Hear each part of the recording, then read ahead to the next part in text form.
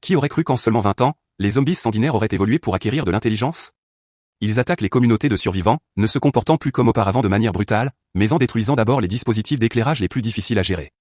Notre héros Martin est la victime directe de cette tragédie. Lorsque l'invasion des zombies a eu lieu, toute sa famille a succombé aux attaques des créatures. Cependant, c'est grâce à cela que Martin a rencontré son mentor de vie, Jason. Une fois qu'il a réussi à s'adapter pleinement à la vie post-apocalyptique et à trouver une âme sœur partageant ses idéaux, le mentor Jason a choisi de partir seul. Avec une légère tristesse, Martin, accompagné de sa compagne, s'est installé dans un camp humain isolé au nord. Ils ont rapidement eu un adorable enfant et ont vécu ici les 10 années les plus heureuses. Pourtant, les catastrophes arrivent toujours sans prévenir. Cette nuit-là, une grande quantité d'infectés a envahi le refuge. La femme zombie qui menait la meute avait un regard clair, manifestement doté d'une intelligence non négligeable. Plus étrange encore, parmi ces envahisseurs se mêlaient des humains. Ils ont tué sauvagement tous les habitants du refuge, y compris la femme et la fille de Martin. Ce dernier, étant sorti chasser, a eu la chance d'échapper au massacre. Il s'est agenouillé devant les corps froids de sa femme et de sa fille, déchirés par la douleur. L'homme a juré solennellement sur le champ de venger sa famille et ses compagnons décédés. Cependant, Martin savait très bien qu'il ne pouvait y parvenir seul. La première personne à laquelle il pensa fut son mentor Jason. Mais en sortant du refuge, il se rendit compte que le monde extérieur avait beaucoup changé. Comparé à il y a 10 ans, la vaste étendue de terre était devenue désolée. Il marcha toute une journée sans croiser une seule personne vivante. Ce qui étonna encore plus Martin, c'est que les infectés, autrefois craintifs de la lumière du jour, pouvaient désormais agir en plein jour. Bien que leur mouvement soit encore un peu lent, leur progrès était énorme par rapport à 10 ans auparavant.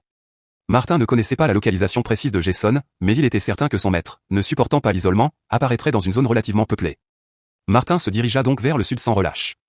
Environ 2 semaines plus tard, il arriva enfin à un refuge humain. Martin se souvenait qu'il y avait déjà été avec son mentor 10 ans auparavant. À cette époque, le refuge était bruyant et animé, mais maintenant, il ne restait que des bâtiments délabrés et pas une seule ombre humaine alentour. Martin réprima son chagrin, trouva une moto pour accélérer ses déplacements. Peu après, il rencontra une ferme. Martin avait prévu d'y passer la nuit, mais un infecté en sortit. Alors qu'il s'apprêtait à bander son arc, quelqu'un tira le premier.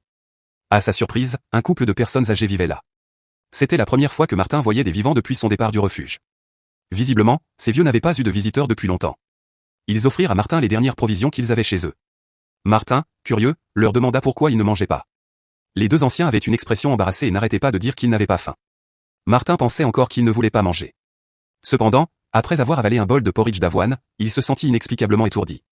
Le visage du vieil homme devint sombre, répétant sans cesse qu'il n'avait pas mangé de viande depuis longtemps. La vieille dame suivante chargea avec un couteau, Martin fit rapidement demi-tour pour l'éviter habilement, le vieil homme tira précipitamment, mais blessa sa propre femme.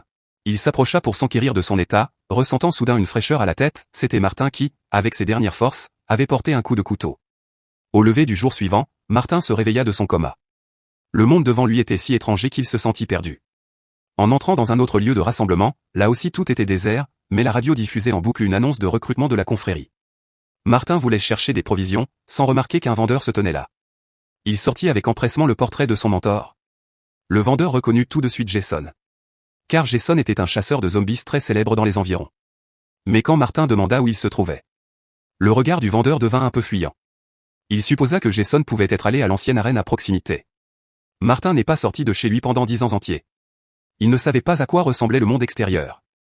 Quand il suivit les indications pour arriver à l'ancienne arène, il rencontra en face une petite fille toute sale.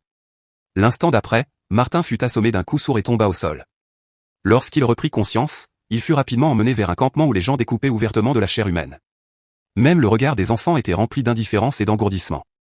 Soudain, un vacarme se fit entendre à ses oreilles, Martin fut brusquement conduit dans une arène de combat. Une cage contenait un infecté, entouré par des spectateurs criant à plein poumon. Depuis quand les duels à mort étaient-ils devenus le spectacle le plus populaire?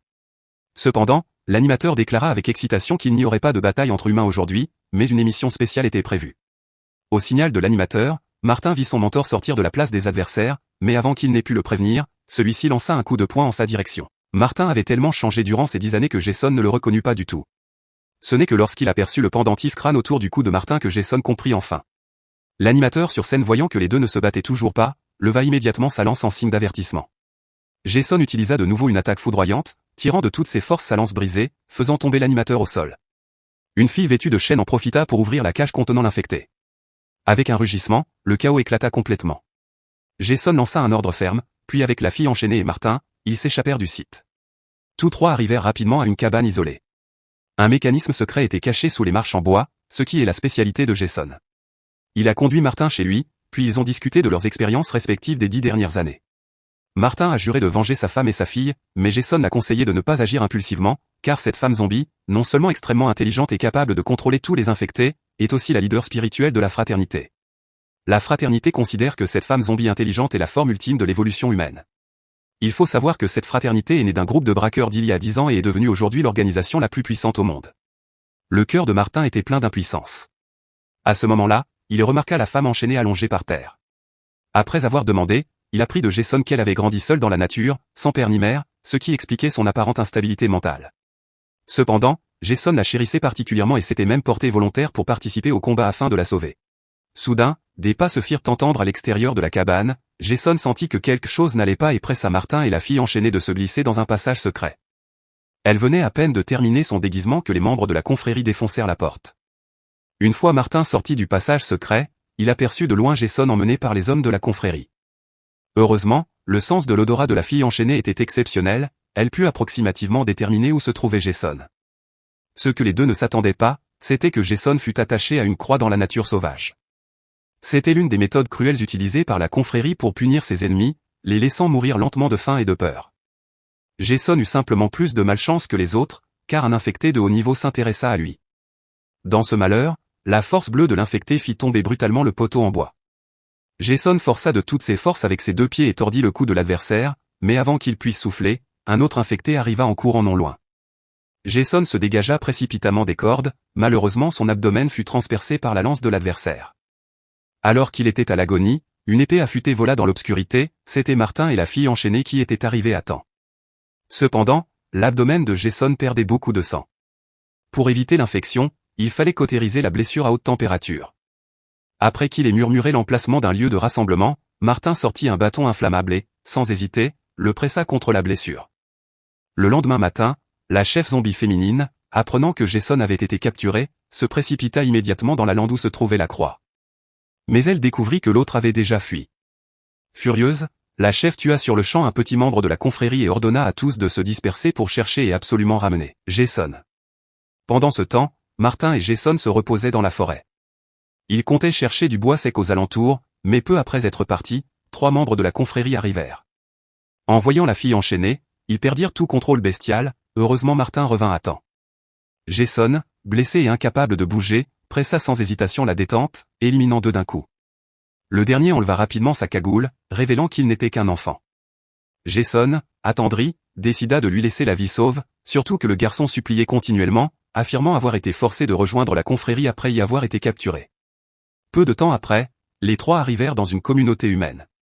Le vieil homme à la barbe blanche traita les membres de la confrérie avec froideur, mais en voyant Jason, son visage changea immédiatement. Ils se connaissaient depuis avant la catastrophe. Bien que ne s'étant pas vus depuis des années, leur amitié persistait. Apprenant la blessure de Jason, le vieil homme à la barbe blanche jura de bien le soigner.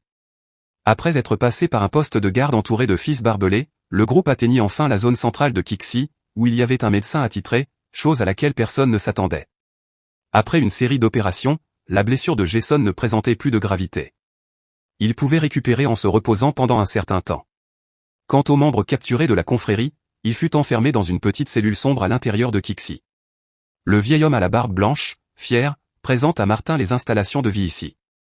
Étonnamment, dans la petite cabane, il y a même 2 générateurs, un véritable atout pour défendre contre l'attaque des infectés. Martin ne comprend pas comment c'est possible, mais le vieil homme sourit en disant que Martin le saura en temps voulu. Lorsque la nuit tombe, tout le monde se réunit pour dénoncer la cruauté de la fraternité. Il s'avère que les habitants ici ont tous été persécutés par la fraternité. Cependant, leurs forces sont limitées, et ils vivent discrètement dans cet endroit reculé. À ce moment, le vieil homme à la barbe blanche se lève furieux, prêt à aller décharger sa colère sur le prisonnier. Mais à sa grande surprise, ce type a tué la fille qui apportait la nourriture et s'est enfui. Le vieil homme rassemble immédiatement les gens pour être vigilant. Peu après, un pick-up défonce la porte du camp. La chef féminine est arrivée avec une armée d'infectés. Visiblement, le prisonnier en fuite a révélé l'emplacement du refuge. Pourtant, le vieil homme ne panique pas du tout. Sur son signal, quelqu'un allume une puissante lampe à ultraviolet, une véritable arme redoutable contre les infectés, et, avec la résistance acharnée des gardes du camp, ils se défendent vaillamment. La chef n'a d'autre choix que de donner l'ordre de retraite à contre-cœur. Martin veut encore poursuivre pour se venger, mais Jason le retient fermement. Bien que le vieil homme ait remporté la bataille, ils ont perdu 6 hommes. Quant aux prisonniers en fuite, il a été recapturé. Martin regrette un peu de ne pas avoir éliminé ce salaud plus tôt. Le vieil homme attendait cela, peut-être pourra-t-il extorquer des informations aux prisonniers, car tout le monde sait que. Tout le monde se demande pourquoi la chef zombie cible ce petit endroit. Avant que le prisonnier ne puisse parler, Jason révèle la vérité, cette chef est un infecté de nouvelle génération, doté d'intelligence et capable de procréer. L'année dernière, lors d'une occasion fortuite, Jason a tué l'enfant de la chef et lui a crevé un œil. Depuis, elle lui en veut profondément. Jason soupçonne même que la mort de la famille de Martin a été orchestrée par cette chef. Son but est d'utiliser Martin pour se faire attirer. Martin reste silencieux, ne sortant aucune grandiloquence, mais décharge toute sa haine sur le prisonnier. Conscient que la chef ne renoncera pas facilement, le vieil homme commence à organiser une évacuation d'urgence. Tous fuient vers la montagne avec leurs provisions, sauf Jason, Martin et quelques autres qui restent pour rechercher la chef et se venger. Ils doivent aussi gagner du temps pour le reste du groupe en fuite. Le vieil homme et plusieurs de ses hommes décident de rester pour défendre le camp ensemble. Jason ne voulait pas que la fille enchaînée soit en danger, il prévoyait de la traîner de force avec une corde. À leur insu, la nuit tombe, et la chef revient effectivement avec une armée d'infectés sur tout le terrain. Cette fois, elle n'attaque pas à l'improviste, mais choisit d'attendre sur place. Jason et ses compagnons se regardent, ne sachant pas ce que ce type prépare encore, mais à l'instant suivant. Dans l'obscurité apparaît un fanatique tenant un bouclier anti-émeute, il traverse une pluie de balles et fonce directement dans la salle des générateurs. Accompagné d'un grand fracas, la puissante lampe ultraviolet s'éteint instantanément, le seul œuf disparaît, les infectés se ruent dans le camp comme une marée. Jason allume immédiatement un bâton enflammé, attirant avec succès l'attention de la chef, tandis que les autres se replient dans l'entrepôt le plus solide du camp. Bien que les infectés ne puissent pas entrer rapidement, ils ont aussi perdu toute chance de s'échapper. De son côté, Jason a déjà attiré la chef solitaire dans le hall, Martin, embusqué à côté, frappe avec un coup critique, en fait les deux avaient préparé un piège depuis longtemps. Cependant, la résistance de la chef dépasse toute attente, au moment crucial, Jason prend un risque, se blesse, et crève l'œil prudent de son adversaire. Martin en profite pour s'approcher, s'échappe et élimine complètement cette diablesse. De l'autre côté, le vieil homme à la barbe blanche et les autres piégés sont prêts à périr avec les infectés. Quand Jason et l'autre sortirent du hall, ils virent soudain une flamme gigantesque provenant de l'entrepôt. Ils y sacrifièrent leur vie pour dégager la plus grande menace pour les fugitifs, mais malheureusement, quelques-uns réussirent néanmoins à s'échapper. La fille enchaînée de la montagne arrière pensait toujours à la sécurité de Jason. Profitant de l'inattention des autres, elle quitta secrètement le groupe, mais elle rencontra un infecté en descendant la montagne. Quand Jason et l'autre arrivèrent en courant, ils virent de loin que la fille enchaînée était déjà infectée. Son visage montrait une lutte intérieure, un incident était sur le point de se produire, mais pour protéger Jason, il se jeta instinctivement sur l'infecté qui l'avait rejoint. Bien qu'il réussit à tuer l'ennemi, il était sur le point de s'effondrer. Jason, les larmes aux yeux, accompagna la fille enchaînée dans ses derniers instants. De nombreux infectés poursuivaient encore derrière, et lui, blessé, ne pouvait plus fuir. Jason n'osa pas dire au revoir à Martin. Il tira fermement sa hache de fer, décidé à dégager une dernière fois la voie pour cet enfant, comme il l'avait fait la première fois qu'il rencontra Martin il y a 10 ans. Mais désormais, Jason était vieux. À l'aube, Martin rejoignit le gros du groupe, se retournant fréquemment, mais ne voyant jamais cette silhouette familière. À ce moment, une petite fille vint à lui prenant le bras pour continuer ensemble vers l'avant. Voilà tout le contenu de la deuxième partie de Le lieu de passage, qui est nettement moins bonne que la première. Il y a beaucoup de défauts notables dans la dégradation, mais au moins l'histoire a un début et une fin, ce qui la rend probablement meilleure que la plupart des films similaires actuels. Voilà pour aujourd'hui. Si vous avez aimé, merci de continuer à suivre nos vidéos. Abonne-toi et on se retrouve au prochain épisode.